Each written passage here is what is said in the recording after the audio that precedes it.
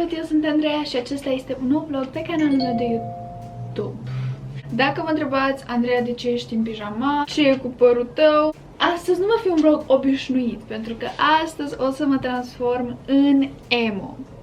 Exact, ați auzit bine, în emo. După cum știți, mie îmi place foarte mult stilul soft, stilul simplu, haine colorate, drăguțe, haine roz, pentru că dacă intrați pe pagina mea de Instagram, apropo, da, asta este pagina mea de Instagram, și dacă intrăm la pozele mele, apropo, nu uitați, dați inimioare la ultimele mele poze pe care le-am postat, înseamnă foarte mult pentru mine și te rog, câine de pe drum, nu mai țipa. Câinele țipă, Doamne, stai. Și te rog, câine, nu mai lătra, câinii nu țipă.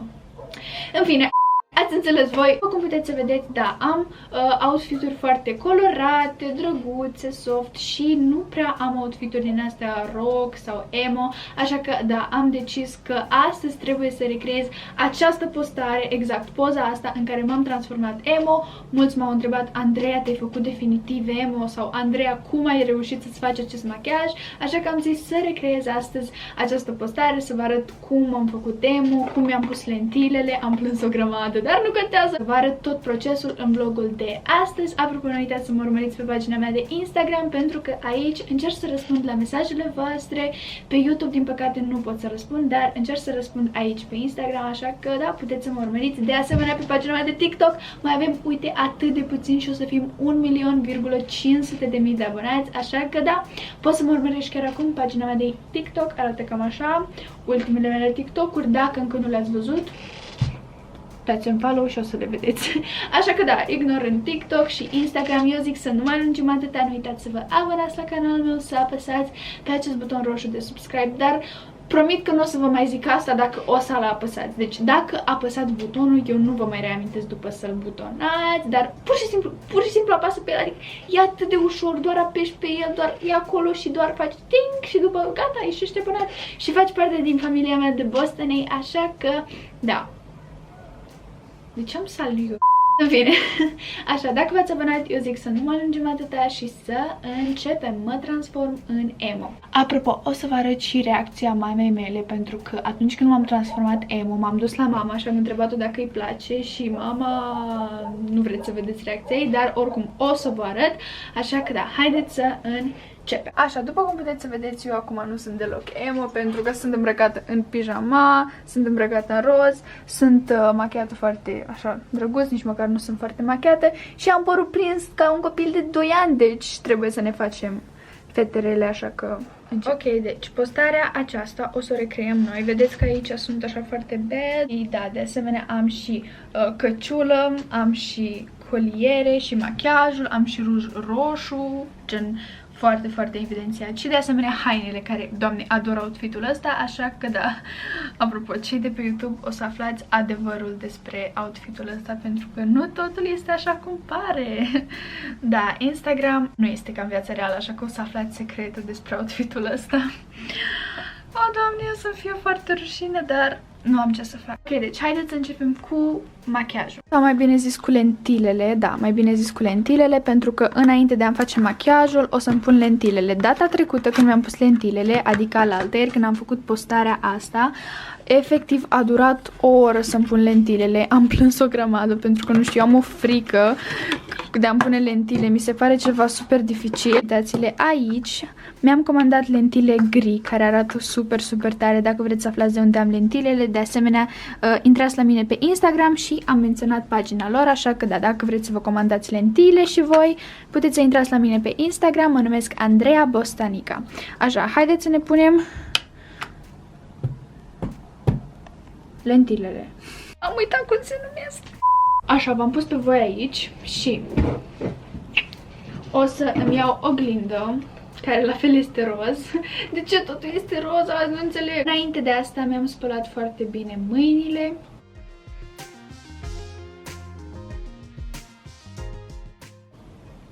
Iată, așa culoare este. Este un gri, un albastru super, super deschis. Și acum încercăm. Eu pun. Efectiv, mereu se întâmplă asta. Mereu se face așa și nu pot să o pun.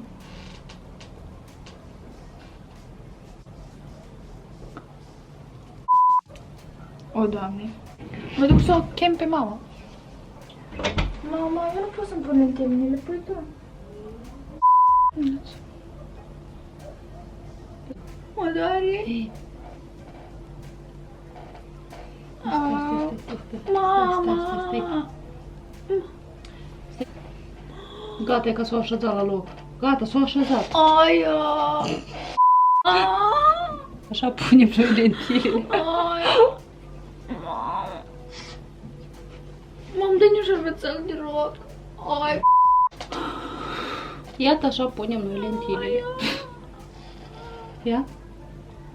Gata. Hai, dă-și. Deci... Doamne, eu nu pot să nu plâng.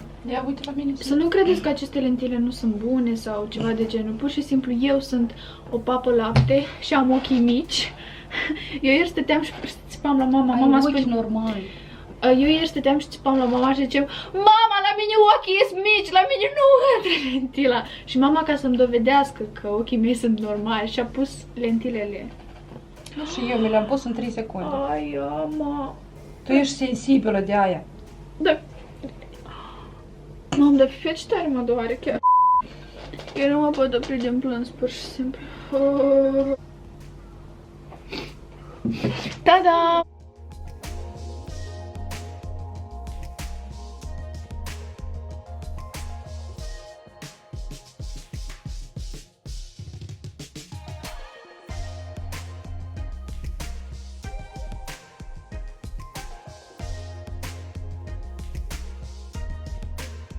Punem a doua lentilă, eu dau mamei. Ne pe dos. Este? Deci, eu sunt gata. Eu sunt în acțiune. Ține tu mai bine. Ține tu mai bine. Eu așa? Da. Încet. Stai cu sus.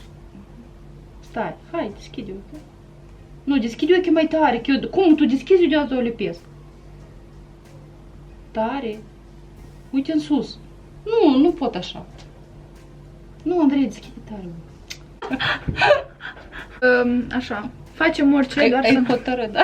Gata, facem orice, dar să nu punem lentile. Mersi, mami. Ai rezolvat problema. Hai, pa! Pentru floarea ni se arde de la becul. Hai, pa, închide ușa. Pa, mami, mersi de ajutor. Pa! Ok, deci, o să lăsăm un ochi așa și un ochi așa ca să par și mai emo decât sunt. De fapt, nu, mi-e lene și mă doare ochiul și nu vreau să-mi pun lentile. Yay! Ok, nu. Cred că sunt singura persoană de pe planetă care nu poate să-și pună lentile pentru că e frică. Nu știu ce am eu, am fobia asta. Whatever. Scrieți-mi în comentarii cum vă place mai mult, cu ochii așa gri, ca de zombie, sau cu ochii așa, ochii mei naturali, așa sau așa. O să citesc toate comentariile voastre, deci aștept în comentarii. Acum o să mă machiez, o să-mi fac un make-up emo, o să avem nevoie de multe nuanțe de negru, chestii de genul, deci haideți să încep.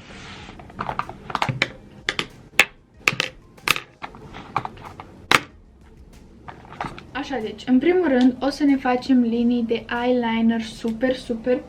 Oh, Doamne, am început să sughiț. O să ne facem linii de eyeliner super mari și foarte groase, ceva de genul ăsta. Wow, dar chiar îmi stă! Mama! Am văzut! Uitați-vă ce linie de eyeliner mi-am făcut. E prima oară în viața mea când am făcut ceva de genul ăsta. Arată minunat, arată wow. Și o să-mi fac acum și la ochiul ăsta. Știți că de obicei niciodată nu iese la fel, așa că...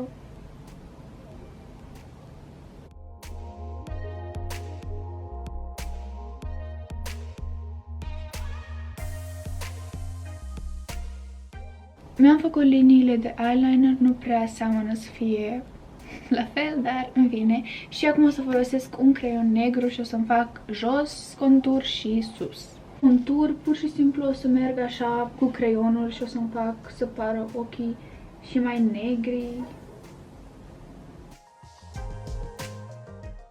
Oh my god, arată atât de ciudat. Acum o să fac aici o inimioară, nu știu dacă o să-mi iasă, dar o să încercăm.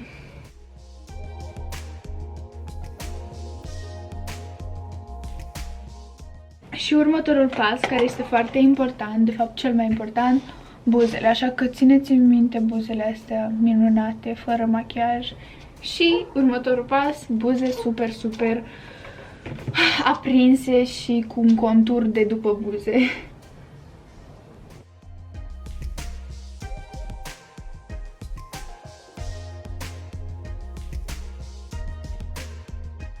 Și acum o să colorăm înăuntru buzelor. Știți, am zis colorăm de parcă colorez un desen sau, nu știu, o foaie, când de fapt eu îmi dau buzele cu creion, în fine. Cred că aici ar fi trebuit să mă dau cu un ruj, dar nu prea știu cu ce ruj să mă dau, deci o să mă dau cu creionul ăsta.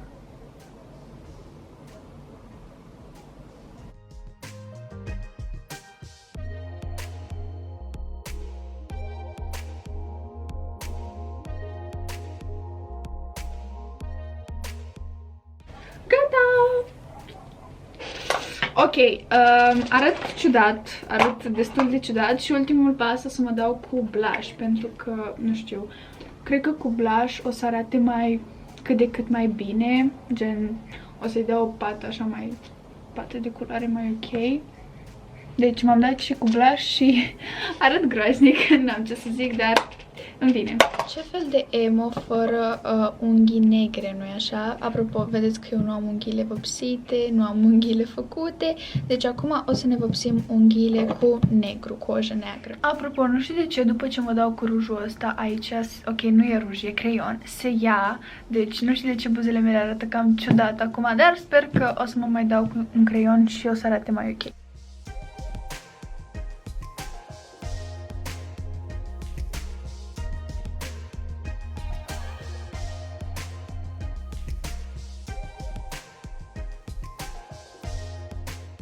Aștept să se usuce. Când eram mică îmi vopseam unghiile roz și țin minte că mi le vopseam și erau așa scurte, ok, și acum tot sunt scurte și stăteam pur și simplu și suflam ca să se usuce mai repede. Acum aștept să se usuce mâna asta și după o să-mi vopsesc mâna asta. Pur și simplu uitați-vă ce unghiuțe drăguțe am când nu sunt date cu nimic și uitați-vă acum. Zici că sunt un băiat care s-a dat cu ojă. N-am nimic cu băieții care se dau cu ojă, din contră este super tare, dar pe mine asta arată foarte ciudat, nu știu. În fine.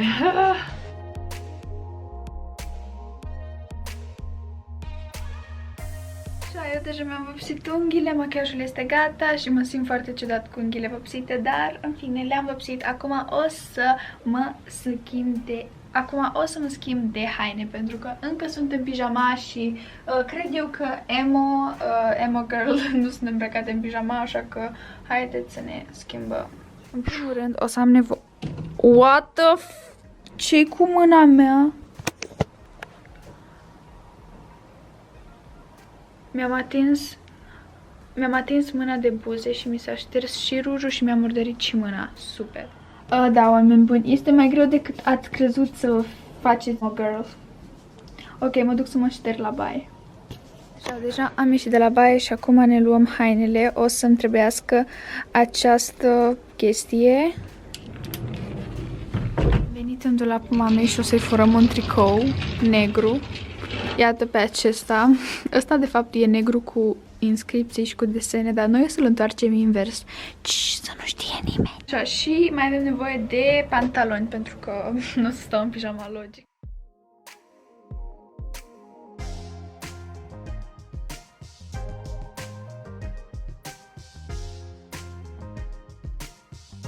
Așa, deci m-am îmbrăcat. Acum pur și simplu o să luăm tricoul ăsta al mamei, care este așa, și o să facem așa și o să-l îmbrăcăm, pentru că eu nu am tricou negru fără niciun scris. Am tricou alb fără scris, am tricou roz fără scris, dar negru nu am, așa că îl împrumutăm pe al mamei și îl întoarcem invers, cam așa. Iată cam așa arată, mie deja îmi place, deci arată fenomenal, nu știu cum voi, dar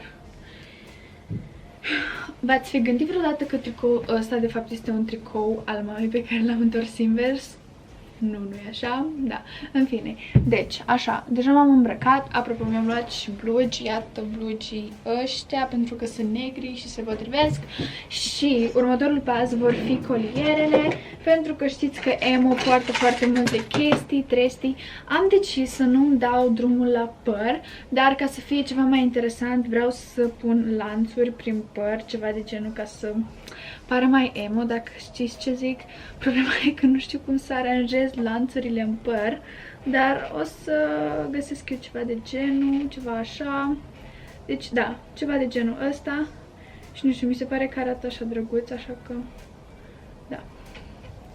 Iată ceva de genul și o să lăsăm așa lanțul. De fapt nu e cringe, o să punem așa. Și iată am pus un lanț în coc, mi se pare că arată interesant. Avem încă un lanț, pe ăsta o să-l pun la gât. Apropo, lanțul ăsta de fapt este un lanț de la pantaloni, dar eu îl port la gât pentru că mi se pare că se potrivește. Taram! Și ultimul lucru o să fie acest lănțișor pe care o să-l prindem la fel în păr, ca să pară așa, nu știu, ciudat. Taram!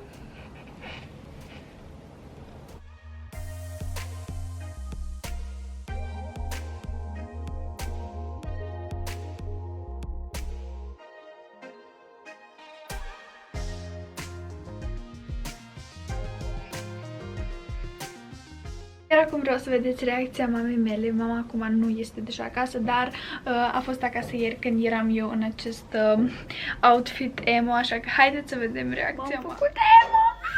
Ne mai trebuie încă un lucru. Lanțuri avem, machiaj avem, lentile avem, șapcă avem. Iar acum ne ducem să vedem reacția mamei mele. Mi-e frică. Ups! Mama, Andrei!